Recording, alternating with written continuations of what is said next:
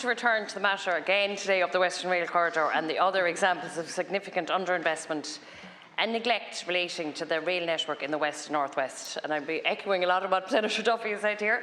And most of these matters I've raised in one form or another since I've been in the Senate or in the Transport Committee, and I could be called like a train spotter at this stage.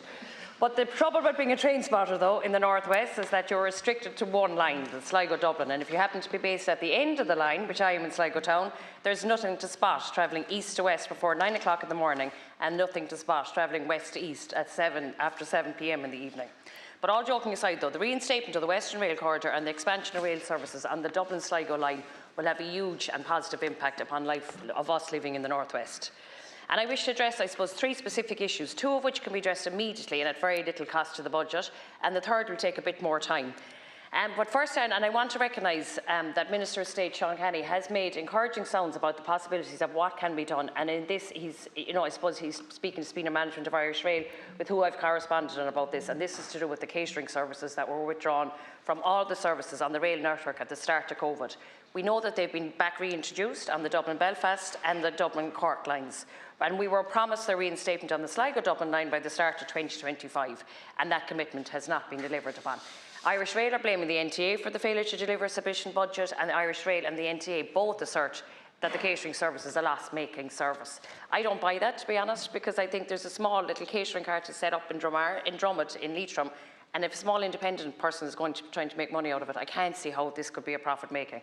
But can we just figure this out? Can we? And Minister, I think this is a very easy win. It's an easy win for the North West. And this is another one that can be very easily fixed. There's no train arriving in Sligo before 10:15 on a weekday. And I suppose this isn't good enough, and we have a big problem about student accommodation. With the wonderful ATU that we have in Sligo, there is a big problem about student accommodation. So people that want to start work, most people start work between 8 and 9, and they're not able, if you're arriving in at 10 o'clock, you're not going to be able to get the train. It affects people having their hospital appointments. But there's a suggestion, though, that we could have, is that a train could leave Sligo empty at 4 o'clock in the morning, go to Longford, and then on its way back, it moves from Sligo to back, and it'll arrive in at 8 o'clock in the morning. Irish Rail have assured me that they're working towards providing an hourly service on the line, and I know that there's 2 additional staff going to be employed in Sligo. And could this be a priority, though? This has been coming from the ATU, it's coming from hospitals, it's coming from general workers in Sligo, that this would be transforming if there was a train arrived in Sligo at 8 o'clock in the morning. And then I suppose I'm going to talk about the spine of Connacht, that we call it, the Western Rail Corridor, and the reinstatement of the Western Rail Corridor. And I know that, there is talk in the All-Ireland Rail Review that it's going to be extended from Athenry to Claremorris.